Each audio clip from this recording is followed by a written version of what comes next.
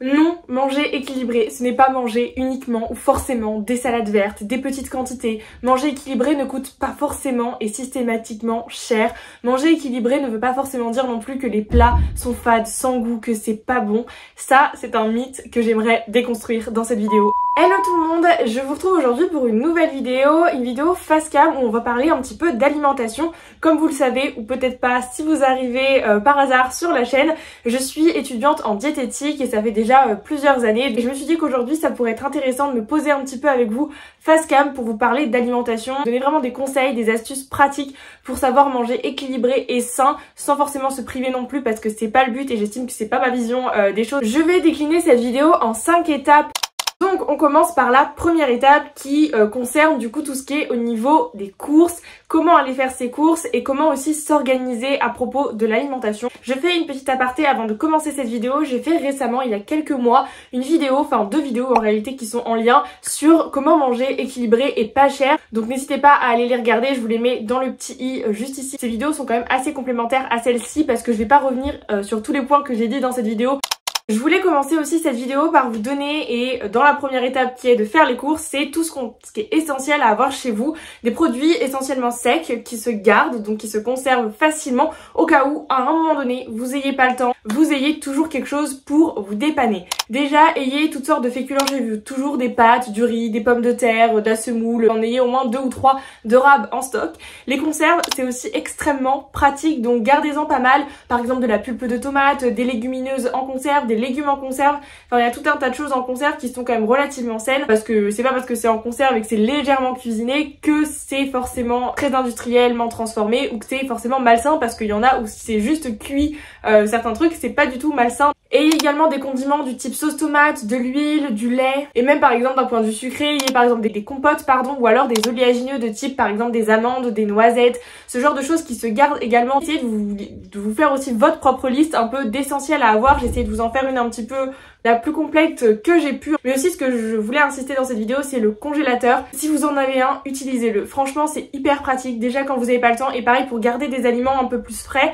Tout ce qui est légumes surgelés, c'est tellement pratique et ça dépanne. En plus, souvent, c'est un peu moins cher des fois que les légumes frais. C'est déjà prêt, c'est facile à préparer. Ça, c'est pareil, c'est top. Si jamais vous mangez de la viande ou du poisson, bon, pour ceux qui ne le savent pas, je suis végétarienne, je n'en mange pas, mais vous pouvez également congeler très facilement de la viande, etc. et en avoir toujours dans votre congélateur. Ça aide toujours et ça dépanne si jamais vous n'avez pas le temps de cuisiner, vous n'avez plus rien dans votre frigo. Et aussi ce qui est important d'avoir, je pense en essentiel toujours un petit peu chez soi, c'est d'avoir tout ce qui va être des épices, forcément pour assaisonner les plats, c'est hyper important pour donner du goût. Bon voilà, en gros pour ma liste à moi des essentiels, mais je pense que en vrai chacun a la sienne, ça dépend aussi de ses goûts, de ses origines, etc. À vous de faire la vôtre, mais ayez au moins les choses que vous utilisez le plus et qui se conservent dans un endroit chez vous au cas où à un moment donné vous n'ayez pas le temps ou peu de temps en tout cas. Idéalement, préférez acheter des fruits et légumes de saison. Regardez par exemple sur internet un calendrier des fruits et légumes de saison pour savoir à peu près en fonction du mois ou de la saison dans lequel on se situe quels sont les légumes et les fruits correspondants. C'est hyper important déjà d'un point de vue environnemental mais aussi d'un point de vue de la santé parce que souvent les fruits de saison sont quand même récoltés dans de meilleures conditions et c'est quand même mieux pour notre corps aussi de les consommer à leur bonne saison parce qu'en fait les vitamines qui sont contenues dans ces fruits là de saison, elles sont adaptées à ce qu'on a besoin à cette saison, à ce moment là, parce que oui la nature est quand même très bien faite à ce niveau là. Donc je peux que vous recommander de consommer des fruits qui sont de saison et si possible local, c'est encore mieux. Quand vous allez faire les courses, je peux également vous conseiller d'éviter les produits qui sont trop industriellement transformés. Alors comment on sait si un produit est trop industriellement transformé? Parce que là aussi, c'est pas toujours évident. Des fois, on se perd entre toutes ces informations qu'on trouve sur les étiquettes ou toutes ces informations qu'on voit dans les médias, sur les réseaux sociaux. Déjà, je voulais parler premièrement du Nutri-Score. Le Nutri-Score, c'est vraiment un indicateur qui vous permet de déterminer si c'est sain mais par rapport à un autre produit. Ça veut dire que ça permet de comparer 2 produits de la même catégorie ensemble. On ne compare pas des tomates avec des céréales. Ça ne marche pas. On peut comparer 2 types de céréales pour le petit déjeuner ensemble, ok, mais ça s'arrête là, ou 2 types d'huile ensemble, voilà, et là ça peut vous aider. Donc déjà ça on fait attention. On fait également attention aux fausses allégations santé, par exemple riche en oméga 3, etc. Des fois ça veut tout et rien dire, donc vraiment on essaye de faire marcher un petit peu son esprit critique.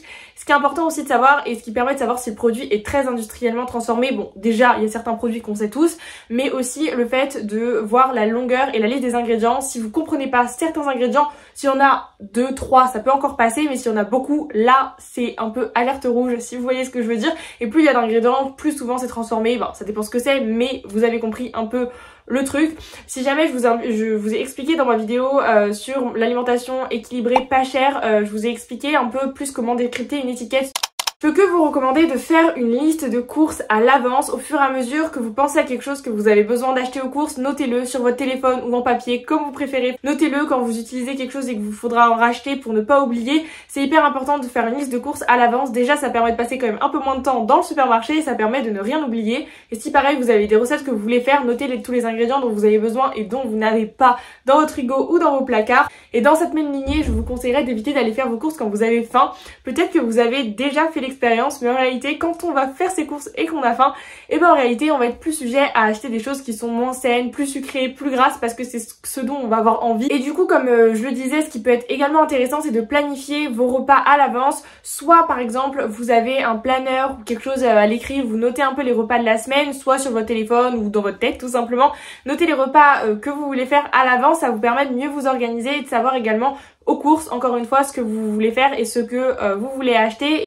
J'en ai fini avec la première étape qui est des astuces pour aller faire ses courses et les essentiels à avoir chez soi. Maintenant on passe à la deuxième étape qui est comment cuisiner et un peu cuisiner en tout cas le mieux possible pour manger sainement. Je tiens à mettre un point d'honneur sur le fait que cuisiner maison c'est quand même la base et c'est hyper important aussi pour manger sainement et le plus équilibré possible, même des repas qui sont très rapides parce que des fois on se fait un peu des fausses idées où c'est vrai qu'on peut se dire ah ça prend plus de temps de le faire nous-mêmes, mais il y a des choses ça prend vraiment pas longtemps ou alors ça met du temps à cuire mais on peut faire autre chose et ça vraiment pensez-y et je tiens à axer là-dessus. Vous trouverez sur ma chaîne tout un tas de recettes, alors des fois certaines plus rapides que d'autres, vraiment n'hésitez pas à les fouiller parce que j'en ai fait plein de vidéos. En tout cas du moins pour éviter notamment tous les additifs et les produits un peu pas très bons pour la santé. L'important c'est quand même de cuisiner au maximum maison quand vous le pouvez. Un autre point aussi, quand vous cuisinez, pensez à varier en tout cas les aliments et varier votre alimentation. C'est important de pas toujours manger la même chose, de varier plein de choses de type d'aliments, plein dans les catégories d'aliments, de varier vos féculents, pas manger que des pâtes et du riz, varier avec des patates douces, des pommes de terre, de la semoule, du blé, du quinoa, enfin il y en a plein en fait qui existent en réalité. Variez également vos sources de légumes, vos sources de fruits, vos sources de protéines, donc que ce soit animal comme végétal, pensez aussi, il n'y a pas que la viande, le poisson ou les œufs comme protéines, il y a aussi les protéines par exemple de type légumineuses qui sont aussi très intéressantes car elles apportent pas mal de fibres. Et si vous cuisinez par exemple des légumineuses, ce qui est assez intéressant, enfin nutritionnellement parlant, c'est plus intéressant de les associer avec des céréales, donc plutôt des féculents, des pâtes, du riz, de la semoule, ce genre de choses, pour avoir un apport plus complet en protéines. Variez également aussi les sources de lipides, donc de gras, beurre, huile, crème, vous avez toutes sortes d'huiles aussi, c'est quand même assez important de les varier entre elles parce qu'elles n'ont pas les mêmes bienfaits. Pensez également à toutes les graines que vous pouvez rajouter, les graines de sésame, les graines de courge, les graines de lin, enfin et j'en passe, que vous pouvez rajouter dans pas mal de plats qui apportent aussi une petite touche au niveau santé et des fois aussi au niveau gustatif. Donc vraiment le but c'est de varier au maximum son alimentation pour avoir le maximum d'apport en vitamines, en oligo-éléments, en antioxydants, etc. et j'en passe. On essaye aussi de privilégier également les cuissons un peu plus douces. Alors souvent celles qui sont plus douces, notamment pour les fruits et légumes, etc., qui sont meilleures pour la santé, qui sont plus saines, c'est souvent les cuissons de type vapeur qui prennent du temps à cuire. Je vous accorde, c'est pas forcément les meilleurs, donc moi j'avoue que c'est un conseil que je vous donne par ici, mais c'est pas le conseil dont je suis le plus fan. Mais c'est vrai qu'en réalité les cuissons douces sont quand même un peu plus intéressantes pour la santé, mais j'estime que déjà manger équilibré, peu importe la cuisson, ce sera déjà pas trop mal. On essaye par exemple aussi, un autre petit conseil, c'est d'éviter d'utiliser trop de beurre à la cuisson. Le beurre c'est bien de le mettre par exemple rajouter dessus sur des pâtes fondues, etc. Ça ok, il n'y a pas de souci si c'est pas en trop grande quantité. Par contre on essaye de plutôt cuisiner avec des huiles qui sont adaptées à la cuisson. C'est souvent écrit d'ailleurs sur la bouteille d'huile si c'est plutôt pour la cuisson ou pour l'assaisonnement. Ça c'est aussi très important parce que le beurre cuit ça peut libérer des choses toxiques et c'est pas forcément bon du tout pour la santé de manger du beurre qui est trop cuit ou en tout cas trop souvent. Donc on essaye de plutôt cuisiner avec de l'huile. Pensez, comme je le disais en début de vidéo, à également dans vos plats, pour éviter de mettre trop de sel, de penser à donner du goût avec des épices, avec il y a toutes sortes d'épices, des herbes, du jus de citron aussi pressé, ça marche très bien, c'est aussi un exhausteur de goût. Vous pouvez également ajouter des sauces, enfin il y a plein de choses qui permettent de pimper un petit peu un plat parce qu'on va pas se mentir que juste un plat classique, forcément on va être tenté de mettre du sel, mais pensez également à tout ce qui est les oignons, l'ail, l'échalote, qu'on essaye de limiter en trouvant des petites alternatives comme les épices pour manger moins de sel. On passe maintenant à la troisième étape qui n'est autre que le batch cooking et le meal prep. Je trouve que c'est vraiment une étape qui est hyper importante. Je vous ai fait une vidéo il y a quelques mois maintenant sur le batch cooking où je vous expliquais un petit peu dans la vidéo ce que c'était, comment ça fonctionnait, comment en tout cas moi je m'organisais et avec des recettes je vous montrais. Bref, je vous mets la vidéo dans le petit encore une fois. Bref, pour ceux qui connaissent pas, le batch cooking ou le meal prep, c'est d'anticiper, de préparer les repas à l'avance ou en tout cas d'au moins préparer les bases, par exemple de préparer des féculents à l'avance, des légumes à l'avance, de préparer, de couper certaines choses à l'avance pour que en semaine vous ayez pas forcément à tout cuisiner, etc. parce qu'on n'a pas toujours le temps et ça permet souvent de manger quand même un peu sainement et d'éviter d'acheter sur le pouce parce qu'on sait pas quoi faire ou qu'on n'a rien à manger, d'acheter un fast food ou de commander. L'idée en fait du meal prep et ou du batch cooking, c'est vraiment de préparer par exemple des collations un peu sucrées à l'avance, soit qu'on peut mettre au congélateur certaines, soit qui se gardent plusieurs jours dans une boîte hermétique. Utilisez aussi beaucoup, je viens de penser à ça, beaucoup de boîtes hermétiques en verre, etc. que vous pouvez mettre dans le frigo, comme ça après vous avez tout de prêt dans votre frigo pour la semaine. Je vais pas trop m'attarder sur l'étape du batch cooking et du meal prep parce que j'ai déjà fait une vidéo comme je vous le disais. Si jamais ça vous intéresse, n'hésitez pas à aller directement la voir. La quatrième étape de cette vidéo consiste à vous donner quelques bons réflexes à avoir au quotidien. Je pense que tout le monde a entendu une fois dans sa vie minimum, j'en suis sûre, je mets ma main à couper. Vous avez entendu la phrase qu'on entend partout, il faut manger 5 fruits et légumes par jour. Alors déjà cette recommandation là, oui c'est ce qu'il faudrait atteindre. Mais moi souvent ce que je dis c'est qu'il faut tendre vers. Ça veut dire que si vous mangez déjà 3 ou 4 fruits et légumes c'est déjà très bien. Et en fait en fonction de là où vous êtes actuellement, que vous en mangez 1, 2, 3, 4 ou 5 ou même 0, le but c'est d'aller vers cet objectif. Si vous l'atteignez, ben c'est tant mieux, c'est l'idéal entre guillemets, mais c'est pas grave si vous êtes qu'à 3 ou 4 fruits et légumes par jour, c'est déjà très bien.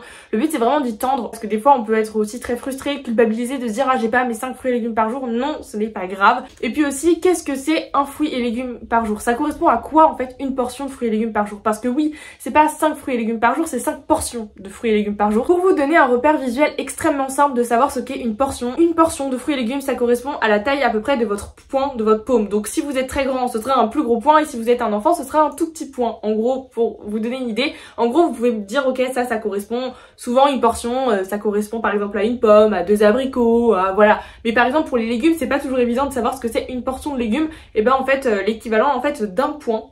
Pour vous donner des repères dans l'assiette, je sais pas si vous avez déjà vu des fois ce genre de photos, alors je suis pas toujours fan de ces représentations là parce que des fois on peut nuancer. C'est souvent on dit de mettre la moitié de l'assiette, donc 50% de l'assiette de légumes, 25% de l'assiette, donc un quart de protéines, que ce soit viande, poisson, œufs, légumineuses, peu importe, et 25% de féculents. Donc céréales, riz, pâtes, ce genre de choses. J'avoue que cette représentation c'est l'idéal qu'il faut tendre aussi, mais parfois, des fois certains repas on va y être, d'autres on va pas y être, et parfois aussi on a plus faim donc on va avoir peut-être plus envie de féculents, et moi j'estime que c'est aussi ok si on est par exemple à un tiers, ça va aussi très bien, il faut pas trop se prendre la tête, enfin il y a plusieurs en fait façons de faire. C'est également super important d'écouter son corps, d'écouter sa faim, d'écouter en termes de quantité ce dont vous avez besoin, parce que parfois on va avoir fait une grosse séance de sport et on va avoir très faim, et c'est important aussi de manger suffisamment, et à l'inverse des fois on va pas avoir faim et c'est pas grave aussi de pas trop manger, et on mange en fonction de ce qu'on a envie, de ce qu'on a besoin aussi. C'est important de s'écouter, même si bien sûr dans la limite du raisonnable, c'est important de s'écouter et d'écouter aussi son corps et notamment notre faim et la satiété aussi, ça va avec. Quand on a plus faim on arrête, même si on termine pas son assiette on peut toujours la finir le lendemain ou le surlendemain. L'alimentation équilibrée c'est pas 100% du temps. Souvent ce qu'on dit c'est vrai que c'est bien de faire 80% du temps on mange sainement, équilibré, etc. Et 20% du temps on se fait plaisir, parce que c'est aussi ok de se faire plaisir, d'aller au restaurant, de manger un fast food, de manger un produit sucré, de manger une glace, de manger j'en sais rien quoi.